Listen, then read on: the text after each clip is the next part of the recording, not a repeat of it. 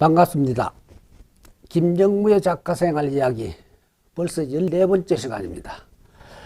군소리 같기도 한데 이 시간에 우리가 다룰 주제가 경찰청의 전어경 수필이라 하니 현수연 씨는 도대체 무슨 말을 하려는 건지 종잡을 수 없을 테죠. 원래는 전어경의 수기였는데 내가 수기를 수필이라 했습니다만. 정말 그래요, 작가님. 작가님하고 전희경 경찰하고 지금 무슨 상관이 있었던 거죠? 또 수기인지 수필인지 그건 또 뭐예요? 자기 손으로 직접 쓴 체험 수기 같은 글을 말씀하시는 거예요? 그렇습니다. 일반적인 산물을 수필로 부를 수가 있을 테니 수기도 수필이라 볼 수가 있겠죠. 그리고 수필을 영어로 말하자면 에세이가 된답니다. 또 에세이의 범주 또한 넓어서 철학적 산문도 포함되고요. 프랑스의 사상가 파스칼의 저 유명한 명상록 팡리세도 에세이로 치니까요. 그런데요, 작가님. 말씀을 드릴게요.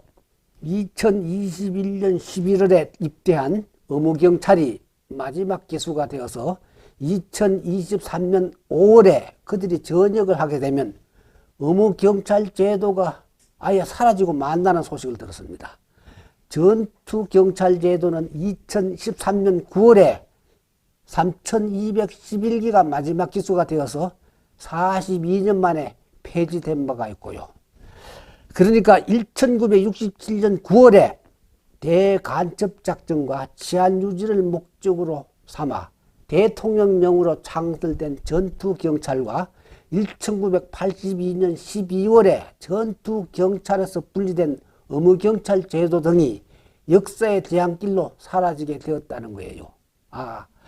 부연 설명을 조금 보태자면 의무경찰은 병력 대상자 중에서 경찰청장이 선발하여 국방부 장관에게 추천하여 전환 복무가 된 자들이고요. 그런데요, 작가님?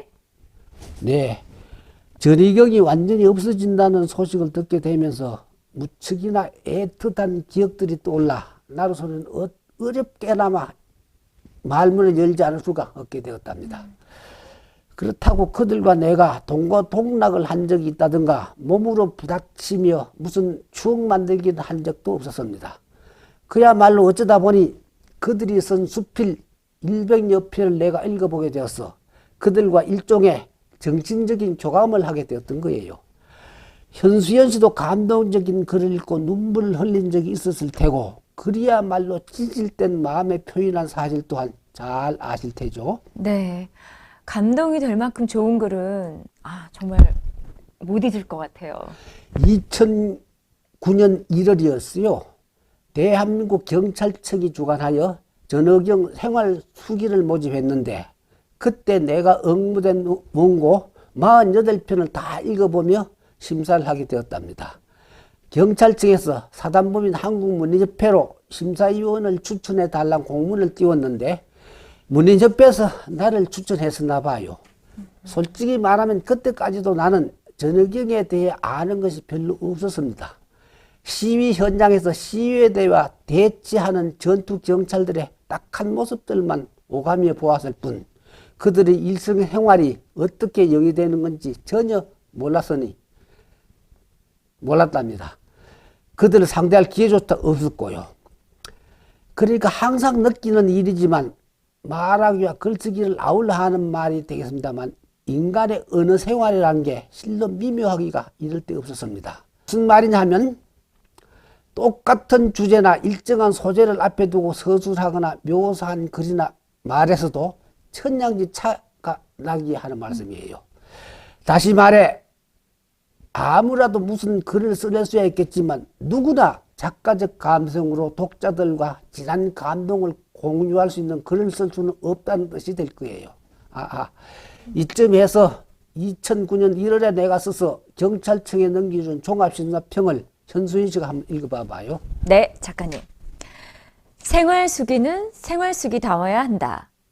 본심에 올라온 48편의 전희경 생활수기 원고를 읽어볼 때 본 심사위원의 머릿속에는 다소 거창한 개념이 되겠지만 문학적 표현이란 낱말이 자꾸만 맴돌았다. 그것이 본격 문학작품은 아닐지라도 어떤 글을 쓰는 자세나 서술 방법에 있어서는 결코 문학적 표현이란 범주를 벗어날 수가 없다는 사실이 피부로 느껴졌기 때문이었다. 이를테면 대부분의 원고에서 다뤄진 소재가 이른바 촛불 시위대 진압 작전에 임하는 전희경의 고뇌이거나 사소한 전희경 생활에서 체험할 수 있는 애환 등인데 왜 어떤 원고는 잘 읽히면서 감동까지 안겨주는데 어떤 원고는 거부감이 느껴지거나 도대체 무슨 말을 하려는 건지 그 의도 파악조차 어려웠을까? 예를 들면 이러했다.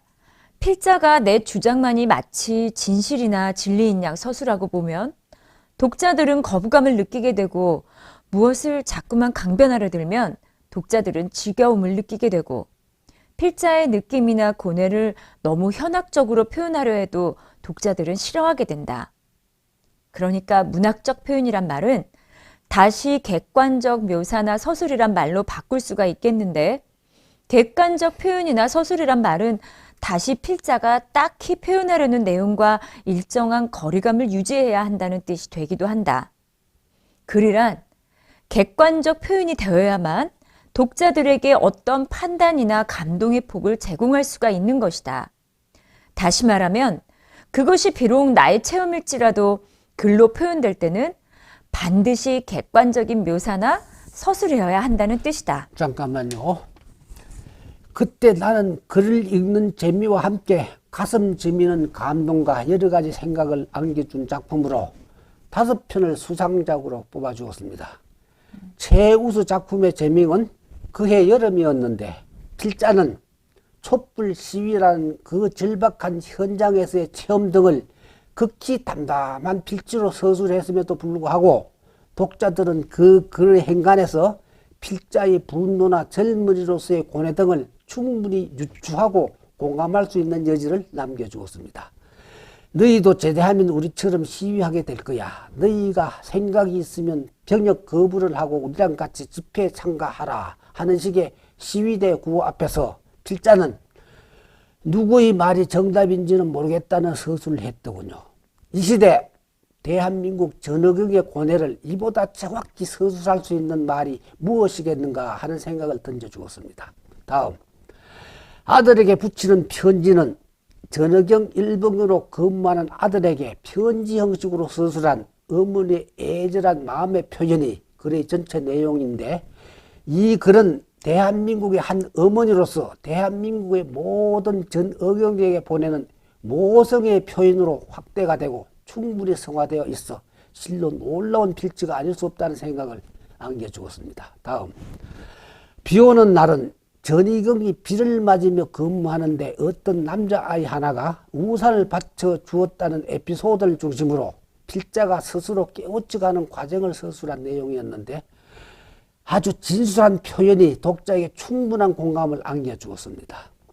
다음, 손 한번 잡아주세요는 전어경을 대하는 일반 시민들의 이중적인 시선을 신뢰를 들어가며 서술한 내용이었는데 이른바 전어경의 애환을 그야말로 사실적으로 그린 원고로 볼 수가 있었습니다. 다음, 검은 태안 속에서 하얀 희망을 본다는 태안 기름 유출 관련 작전 등에 투입되는 등 고단하고 힘겨운 전어경 생활을 영위하면서도 세상을 아주 긍정적으로 바라보는 필자의 따스한 시선이 눈길을 끌었습니다.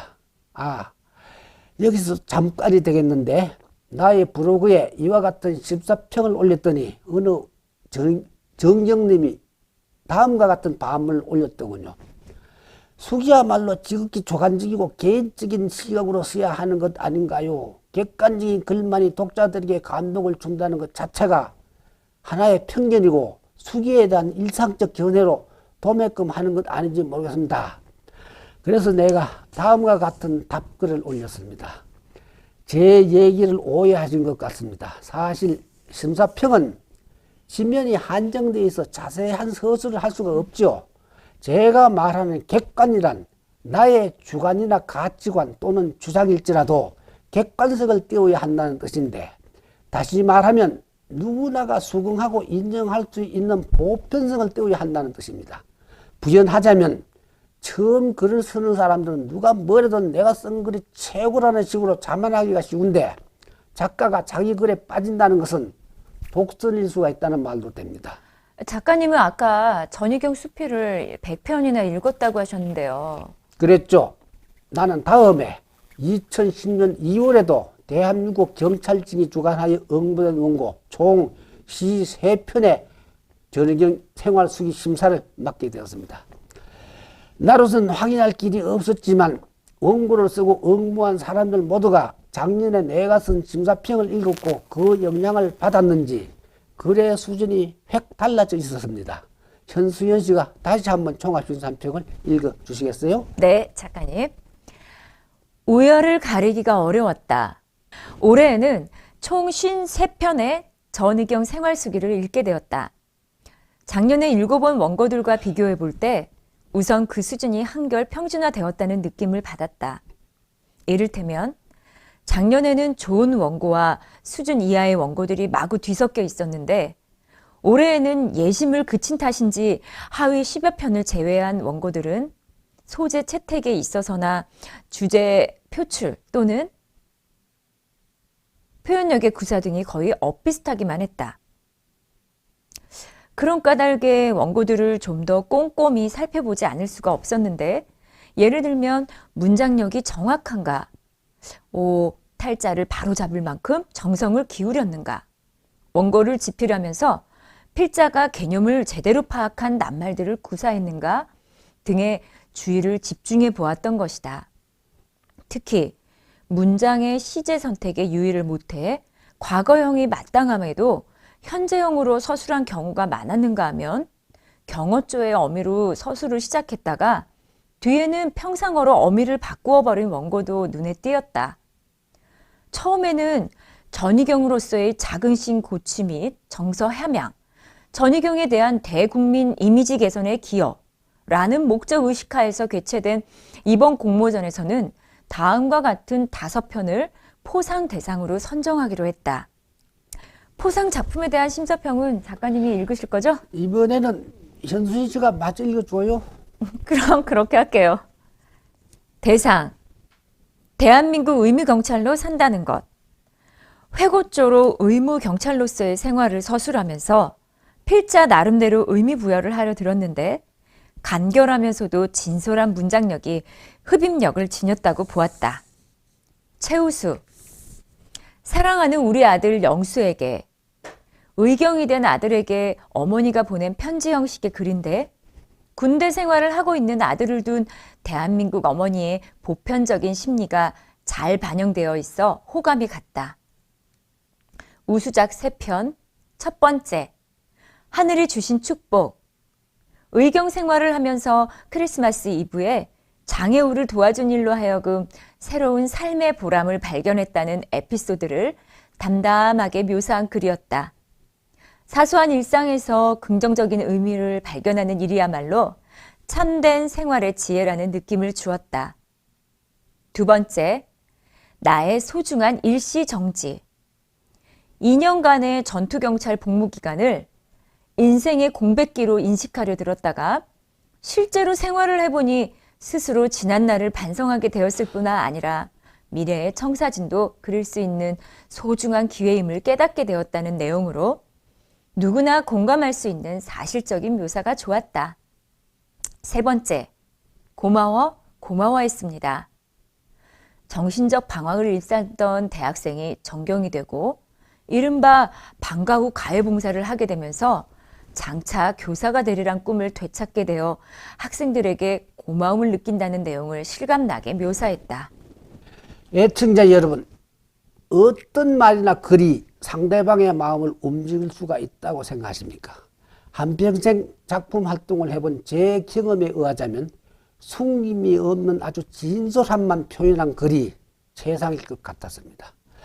앞서 소개한 전 의경들의 글을 읽어보면서도 저는 아주 절실하게 그런 걸 느끼고 했던 것입니다. 끝으로 일종의 객담이 될 것도 같습니다만 우리 대한민국 국민들이 과연 언제쯤 우리 정치인들의 연설을 들으며 감동의 눈물을 한번 흘려볼 수가 있을는지요. 뭐라고요? 어째서 그렇게 야무진 꿈을 꾸고 있냐고요? 시청해 주셔서 감사합니다. 다음 이 시간의 주제는 보물찾기로 정해보았습니다. 전희경에서 근무하신 분들 구독, 좋아요 버튼 꼭 눌러주세요.